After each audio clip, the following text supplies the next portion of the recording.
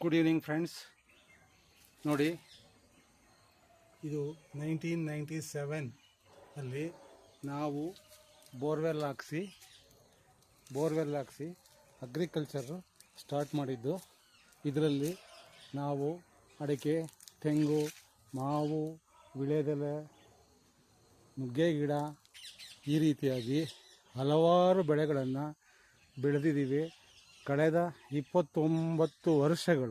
29 ವರ್ಷಗಳಿಂದ ಸ್ಕೂಲಲ್ಲಿ ಟೀಚರಾಗಿ ಕೆಲಸ ಮಾಡಿಕೊಂಡು ಸಾಟರ್ಡೆ ಸಂಡೇ ಬಂದು ಈ ರೀತಿಯಾಗಿ ವ್ಯವಸಾಯ ಮಾಡಿ ನನ್ನ ಅನುಭವದಲ್ಲಿ ಖುಷಿ ಪಟ್ಟಿದ್ದೇನೆ ಹಾಗೂ ಪಡುತ್ತಿದ್ದೇನೆ.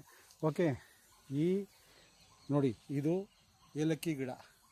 ಓಕೆ, ನಿಮಗೆಲ್ಲರಿಗೂ ಈ ಮಾಹಿತಿ ಇಷ್ಟ ಆದರೆ ಒಂದು ಲೈಕ್ ಕೊಟ್ಟು